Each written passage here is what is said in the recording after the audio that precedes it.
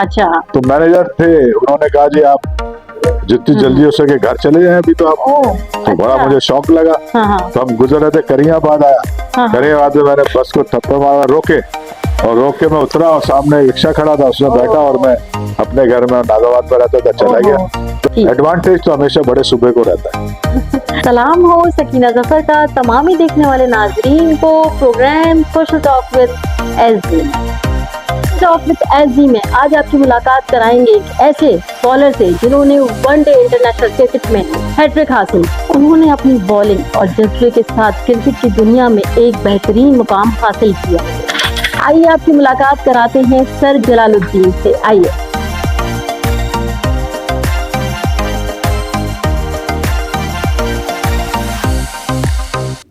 जैसा कि मैंने आपको बताया कि आज हम मुलाकात करवाएंगे जिन्होंने हैट्रिक की थी बॉलिंग की दुनिया में इंटरनेशनली वनडे, सर जलालुद्दीन से। अस्सलाम वालेकुम सर। जी वालेकुम अस्सलाम। कैसे हैं आप? बिल्कुल ठीक हूँ सर। आप तो बड़े बिजी चल रहे हैं, हमने आपको बड़ी रिक्वेस्ट की कि प्लीज थोड़ा सा टाइम दें। जी हाँ, यहाँ मैं ज़ाहिर है अमेरिका से आया हूँ तो कुछ और उसमें मेरे प्रोग्राम्स हैं जिनको मैंने यहाँ के करना है, तो डे बाय डे कोई ना कोई मसरूफियत रहती है, तो इस लिहाज से आपको भी देखे टाइम दे दिया, ये भी एक मसरूफियत है। बिल्कुल सही कह रहे हैं। अच्छा, सबसे पहले तो मुझे ये बताइएगा, आपने क्रिकेट की दुनिया में कदम रखने का फैसला कब और कैसे किया? मतलब क्यों आपको ख्याल आया कि ये क्रिकेट मुझे खेलनी चाहिए और मैं यही प्रोफेशन जो है इसको परसू करूंगा और आगे बढ़ूंगा? देखिए, हमारे यहाँ या अमूमन और जगह पे भी जो क्रिकेट स्टार्ट करता है वो जस्ट फॉर शौक करते हैं, मतलब उसमें उस वक्त किसी का ये एम नहीं होता कि आप प्रोफेशनल क्रिकेटर बनेंगे या नहीं बनेंगे, तो शौक की वजह से स्टार्ट करते हैं। तो मैंने भी सड़क पे खेल के अपने, मैं उस्मानिया कॉलोनी में रहता था, वहाँ खेलना शुरू करी, उससे फिर मोहल्ले के क्लब में आया, फिर इसी तरह लोगों ने देखा, उन्होंने पसंद करा, कोई अपने क्लब में ले गए, इस तरह क्लब क्रिकेट की तरफ चला गया। मगर हाँ, ये जरूर है कि मेरी फैमिली में मेरे फादर रणजी ट्रॉफी खेले हैं दिल्ली से, मेरे बड़े भाई ब्रिगेडियर सलाउद्दीन ने भी फर्स्ट क्लास क्रिकेट खेली है, तो फैमिली में स्पेशली क्रिकेट खेलने का रुझान तो था और हमें इनकरेज भी किया जाता था फैमिली में क्रिकेट खेलने को। तो स्टार्ट तो वही सड़क से क्रिकेट शुरू की है, उस तरह रफ्ता रफ्ता मोहल्ले की टीम, फिर कोई प्रॉपर क्लब, फिर वहां परफॉर्मेंस, फिर उससे ज्यादा, इस तरह से आगे बढ़ते चले गए। हाँ, एक सर्टेन टाइम के बाद आपको फील होने लगता है कि अब आप इस लेवल पे आ गए जहाँ शौकिया शुरू की थी और अब आप प्रोफेशनल क्रिकेट खेल सकते हैं, तो वहां फिर डिफरेंट अप्रोच हो जाती है। तो वो जब आप क्लब क्रिकेट में अच्छा परफॉर्म कर लेते हैं तो देन ये वाला मरहला आता है। ये समझ ले मेरा 78 79 में ये चीज हुई जब मैं फर्स्ट क्लास खेलने की तरफ गया। वहां से फिर थोड़ा सा ये ख्याल आया कि यार हम इस क्रिकेट को एज ए प्रोफेशन भी खेल सकते हैं। बिल्कुल ठीक। अच्छा, मुझे बताइएगा, आपने अपने क्रिकेट का कैरियर का आगाज किस टीम से किया? फर्स्ट क्लास का या क्लब से? अब क्लब में मेरा मेनली क्लब जो आखिर तक खेलता रहा वो आशीर्वाद स्पोर्ट्स क्लब था। वैसे मेरा फर्स्ट क्लब जो था वो स्टूडेंट क्लब था, और इसके अलावा मैंने एक दो क्लबों से और भी खेला है, इख्तिदार स्पोर्ट्स होता था, मगर फाइनली मेरा क्लब जो था वो आशीर्वाद स्पोर्ट्स था। और मेरी फर्स्ट टीम जो थी फर्स्ट क्लास की वो थी PWD, Pakistan public work department. इसके अलावा मैंने फिर IDBP से भी खेला, फिर अलाइड बैंक से खेला, और फाइनली मैं फिर कस्टम में आ गया। अच्छा सर, मुझे बताइएगा, मेरा हर एक से यही सवाल होता है कि कोई भी, जैसे हमारे पेरेंट्स है, बड़ी थोड़ी सी रोक टोक करते हैं कि भाई क्रिकेट खेल रहे हैं आप, या फिर एक्टर की लाइफ होती है तो एक्टर क्यों बन रहे हैं, तो ये जाहिर है पढ़ाई से थोड़ा सा हटके था क्रिकेट खेलना। तो जो पेरेंट्स है वो चाहते हैं ज्यादातर हमारे बच्चे डॉक्टर बन जाए, इंजीनियर बन जाए, क्योंकि जब आपने खेली होगी तो यही प्रोफेशन जो थे अब तक के वो बच्चे चाह रहे हैं कि बस उसी को परसू करें, पेरेंट्स चाह रहे हैं। तो आपको कितनी रोकथाम का जो होता है वो सिलसिला रहा आपके घर में?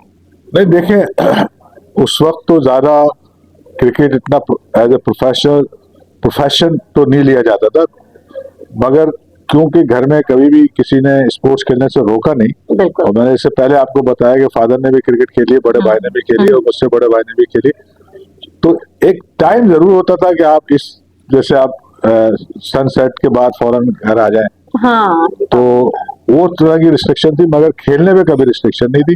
तो इसलिए घर की तरफ से तो हमेशा सपोर्ट मिली है, और ये जो आपने सनसेट वाली बात की, तो वैसे लड़कियों के लिए होती है। उस जमाने में था, ये ट्रेंड था कि आप मगरिब के बाद घर में होना चाहिए। बिल्कुल। अब्बा थोड़े से सख्त थे, उसमें पिटाई भी हो जाती थी कभी कभी, तो वो चीज हमें फॉलो करनी होती थी। तो बड़े हो गए तो हम बिगड़ गए, मगर जब तक छोटे थे अब्बा के कंट्रोल में जब तक सही थे।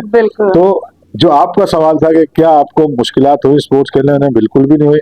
पूरी सपोर्ट थी मुझे घर से, पूरी सपोर्ट थी आपको। तो पढ़ाई आपने उसको साथ साथ लेके चले या? मैं एक एवरेज स्टूडेंट था, मैंने स्कूलिंग करी है, फिर कॉलेज गया, फिर आगे जब फाइनली मैं मैरीन इंजीनियर हूँ, मैंने मैरीन इंजीनियरिंग करी। तो पढ़ता रहा, मगर एक एवरेज स्टूडेंट के तौर पे पढ़ता रहा। पढ़ने का शौक था, ऐसी बात नहीं है, मगर क्योंकि स्पोर्ट्स भी खेलते थे और बहुत अच्छे स्टूडेंट थे नहीं, तो दोनों चीजें मैनेज कर ली। अच्छा, आपने जब हैट्रिक हासिल की, मतलब आपने जब उसको, आपको हैट्रिक का वो हुआ कि जश्न मनाया गया करने के बाद, इसके बाद आपको एक वाकया है, वो मुझे जरा सुनाया, आपके साथ क्या हुआ? देखिए, जो हैट्रिक की थी मैंने, वो जाहिर है कि मैं इनिशियली उस टीम में था नहीं। लेटली मुझे उसमें इंक्लूड किया गया, जिसमें इमरान खान बेसिकली कैप्टन थे, और वो उन्होंने लेट जाके उसको रिफ्यूज कर दिया, उस मैच को खेलने के लिए रिफ्यूज किया कर दिया, उनके अपने कोई इश्यूज थे।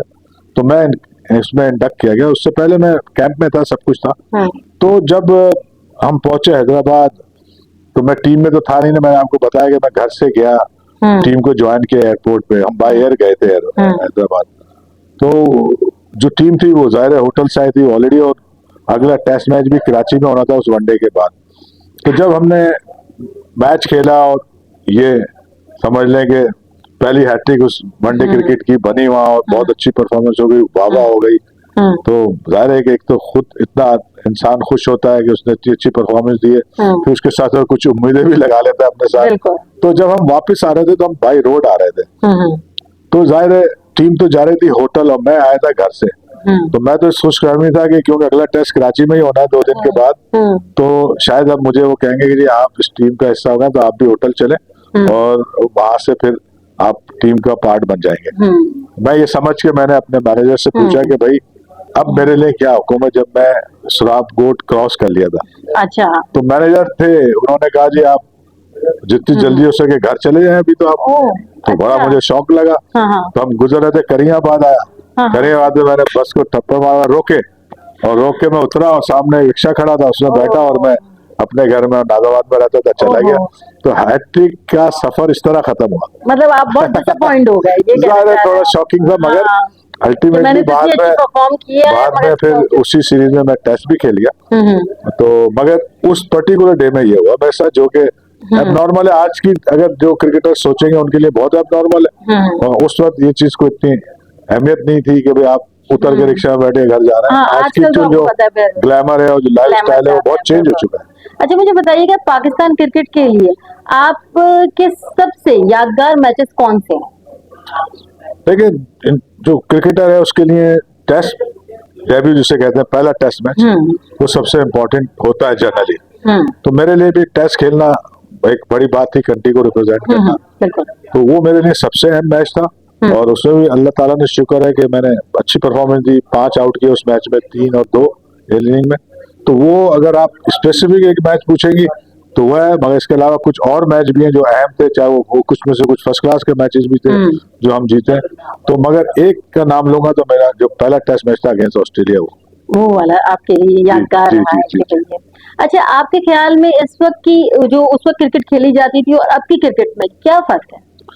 बहुत बड़ा फर्क हो गया। अब तो बहुत चीजें चेंज हो गई हैं, और क्रिकेट में भी इनोवेशन आ गई है। डू यू थिंक कि ये प्रोफेशनल हो गए और जस्ट ये कि फिर इसको चीजों को ज्यादा करते हैं, किस तरह होता है ये चीजें? देखिए, चेंज ये हुई है कि एक तो या फेवरेटिज्म ज्यादा हो गया है, क्रिकेट के फॉर्मेट ज्यादा होगा जैसे उस वक्त, और क्रिकेट बहुत ज्यादा होगा। इस वक्त टेस्ट मैच होते थे, वनडे वो भी बहुत कम होते थे। अब तो पूरे साल का शेड्यूल होता है, और T20 फॉर्मेट ने आके क्रिकेट का पूरा कहना चाहिए नक्शा ही बदल दिया है।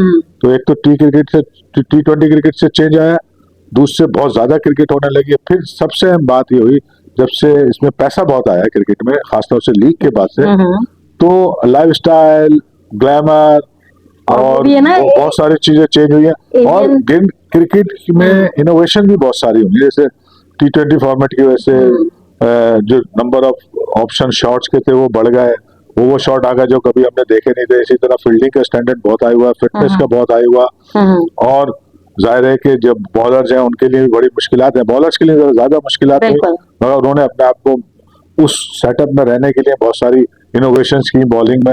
तो चेंज तो इंटायरली मैं कहूँगा अपसाइड डाउन ही कहूँगा आज के हवाले से और हमारे दौर के हवाले से।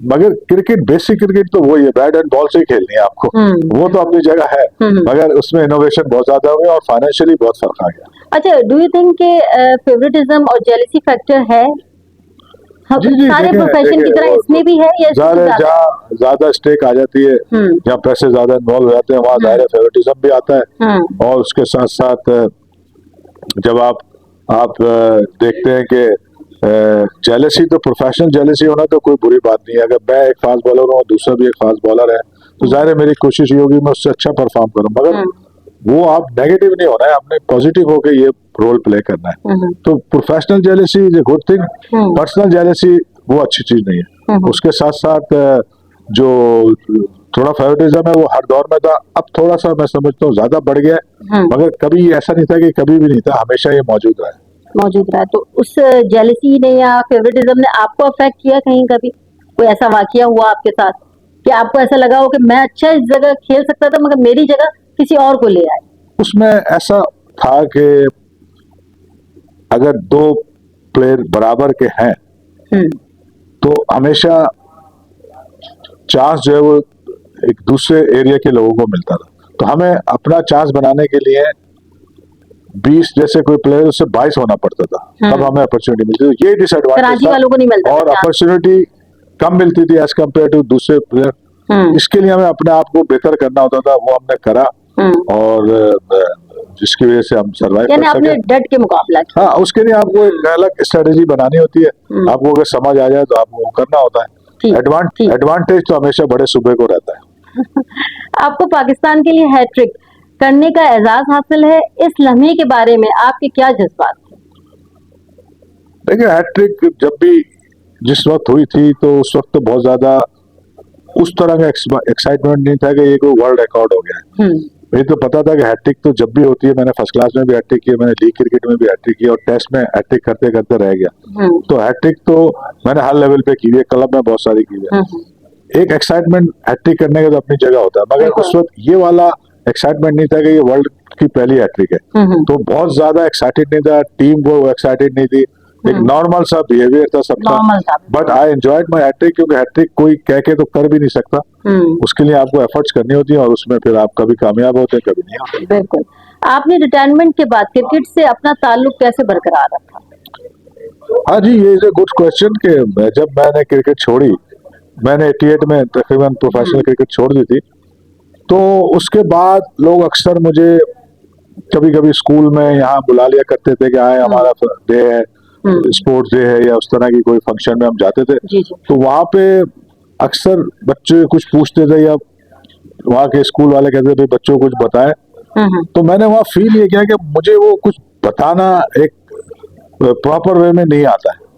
तो उस वक्त मुझे एहसास हुआ कि हमें जो कोचिंग है वो सीखनी पड़ेगी, क्योंकि उस वक्त इतना ज्यादा कॉन्सेप्ट था नहीं कोचिंग का भी और कोचिंग सीखने का, बाकायदा सर्टिफिकेशन करने का। तो वहां से फिर मैंने जब सर्टिफिकेशन शुरू करी कोचिंग की, तो मैं पायनियर में से था पाकिस्तान के चंद कोचेज में जिन्होंने अर्ली अपनी एज में या अर्ली क्रिकेट छोड़ने के बाद हमने कोचिंग की ट्रेनिंग ली इंग्लैंड से, ऑस्ट्रेलिया से। और जब वो मोटिवेशन बढ़ी मुझे देख के, मैं जब सीखा तो मेरी मोटिवेशन कोचिंग में बहुत ज्यादा बढ़ गई। तो फिर मैंने उसको मुस्तकिल रखा और इसको एज ए प्रोफेशन भी ट्रीट किया, मगर क्योंकि मैं पाकिस्तान कस्टम में होता था, वहाँ भी हमने क्रिकेट डेवलप की, वहाँ एकेडमी डेवलप करी और ये पैशन बढ़ता गया। और फिर हमने अपने आप को being a number 1 in hat-trick, तो कोशिश की जहाँ में भी जो काम करे नंबर 1 रहे। तो उसके लिए हमने अपनी बहुत अच्छी कस्टम क्रिकेट एकेडमी को डेवलप किया और अपनी कोचिंग के एक्रेडिटेशन, जिसे हम सर्टिफिकेशन कहते हैं, वो हर लेवल पे हासिल करी। तो मैं highest test player qualified coach भी रहा हूँ पाकिस्तान में एक स्टेज पे। अब मैं जाहिर है कि अमेरिका चला गया, वहां भी यही काम कर रहा हूँ। तो पैशन कोचिंग का डेवलप हो गया, उसके बाद हमेशा से ये एक चैलेंजिंग रहा है, या उसको कह लें कि मोटिवेशन रही कि अपने आप को नंबर 1 रखो। तो उसके लिए मैंने अपनी एजुकेशन भी बढ़ाई, लोगों से भी सीखा प्रैक्टिस एक्सपीरियंस से भी सीखा। तो ये सिलसिला उसके बाद ही शुरू हो गया था, और आज तक मैं रेलेवेंट हूँ इसलिए कि मैं आज की मॉडर्न डेज क्रिकेट को भी उतना ही जानता हूँ जितना कोई और जानता होगा। जबरदस्त। बतौर कोच और कमेंटेटर आपका एक्सपीरियंस कैसा रहा? ज़ाहिर है मेनली तो मेरा काम एज ए कोच बहुत अच्छा एक्सपीरियंस है, हर एज पे हर लेवल पे तकरीबन किए। इंटरनेशनली इतनी नहीं करी कोचिंग, मगर ये कि नेशनल लेवल पे बहुत अच्छी कोचिंग की है एकेडमीज में, और डिफरेंट मुल्कों में जाके भी कोचिंग की है।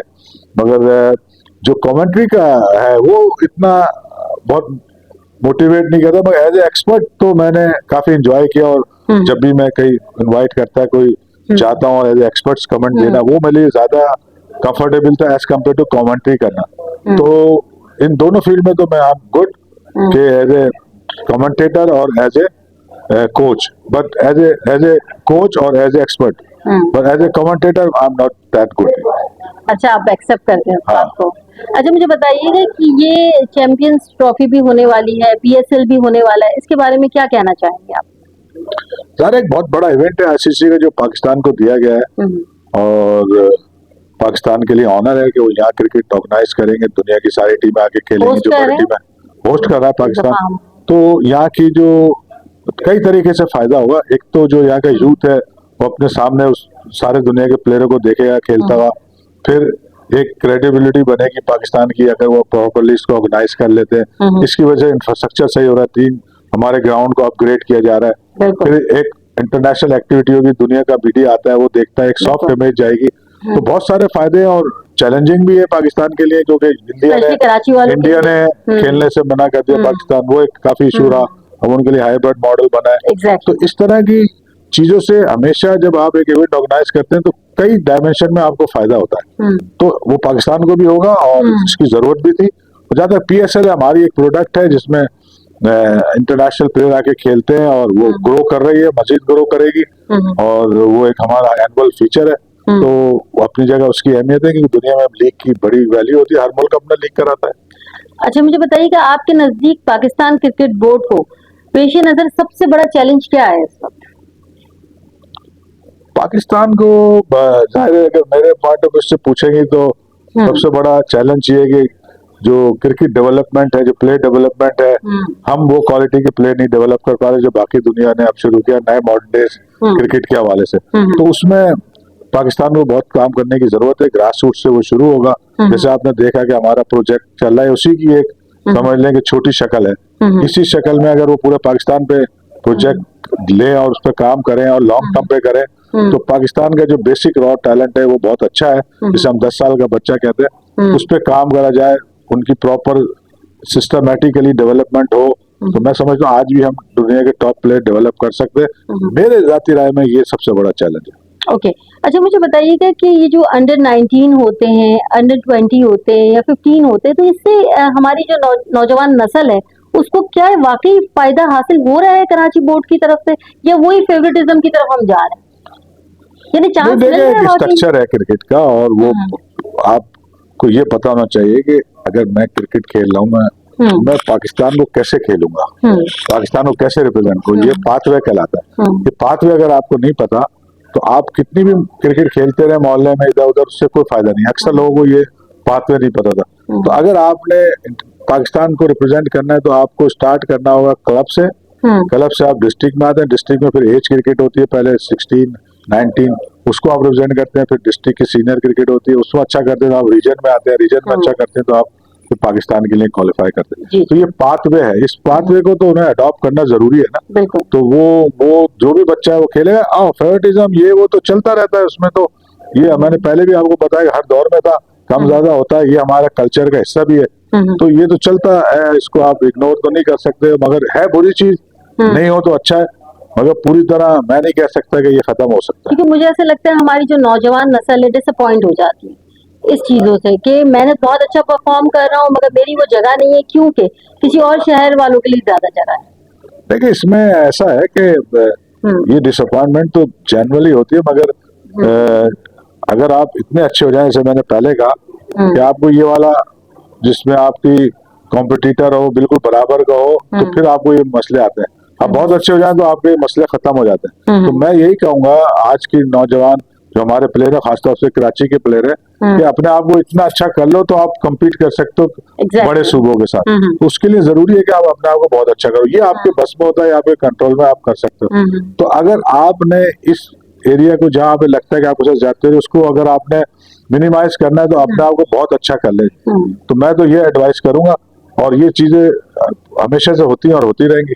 अच्छा, मुझे बताइए कि क्रिकेट की तो हमने बातें बहुत ज्यादा कर ली, इसके अलावा आपकी क्या मसरूफियात होती हैं और दिलचस्पी में क्या है आपकी?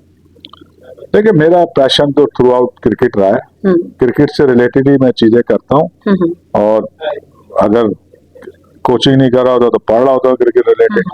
बाकी मैं अपनी फैमिली है, मुझे ट्रैवलिंग पसंद है, मैं घूमता हूँ दुनिया में। तो ये सारी चीजें जो है मेरा समझे कि हॉबी कह रहे हैं, पसंद करना कह रहे हैं। किताबें कुछ पढ़ता हूँ मैनेजमेंट के से, लीडरशिप के हवाले से, ट्रैवलिंग करता हूँ। बच्चे अब बड़े हो गए, उनके साथ कुछ टाइम गुजर जाता है, तो ये करता हूँ। बाकी कोई एक्स्ट्रा जो है वो ज्यादातर मुझे अपने दोस्तों के साथ मिलना या फैमिली में जाना, जो माशाल्लाह से हमारी फैमिली बड़ी है, सबसे मिलना जुलना रहता है। तो ये चीजों में ज्यादा इन्वॉल्व रहता हूँ after the coaching. After the coaching, okay sir. मुझे बताइएगा, हमारी यूथ आपको देख रही है, तो उसको क्या पैगाम देना चाहेंगे आप? जनरल जो एक पैगाम दिया जाता है वो यही है कि जी आप पहले तो आप ये अपना आप को असेस करेंगे, क्या आप में वो टैलेंट मौजूद है जो आप करना चाहते हो, कोई भी चीज हो। ठीक है, जरूरी नहीं स्पोर्ट्स हो, स्पोर्ट्स तो मैं आइडियली कहूंगा कि होना चाहिए, नहीं तो और भी किसी फील्ड में अगर आपको जिस चीज का शौक है और आप में टैलेंट है, उसको आप करें, मगर करें with the opinion of expert से आप मशवरा करके वो काम करें। और फिर उसमें ज़्यादा जब आप वो काम करते हैं तो उसकी डायरेक्शन सही होगी, आप एफर्ट्स करेंगे तो आपको एक पॉजिटिव रिजल्ट मिलेगा। शॉर्टकट पे मत जाएं, जरूर कंसल्ट करें, आप उनसे जो एक्सपर्ट हैं उनसे मदद लें और अपने आप को सही डायरेक्शन में 100% एफर्ट दें, तो आई एम श्योर कि आप वो रिजल्ट हासिल कर सकते हैं या वो गोल अचीव कर सकते हैं जो आप करना चाह रहे हैं। मगर आपको पहले अपने आप को असिस्ट करना है। Exactly. Thank you so much sir, आपके टाइम देने का। इजाजत दीजिए, सकीना जफर को एक और प्रोग्राम, एक और मेहमान के साथ हाजिर होते हैं। अल्लाह हाफ़िज़।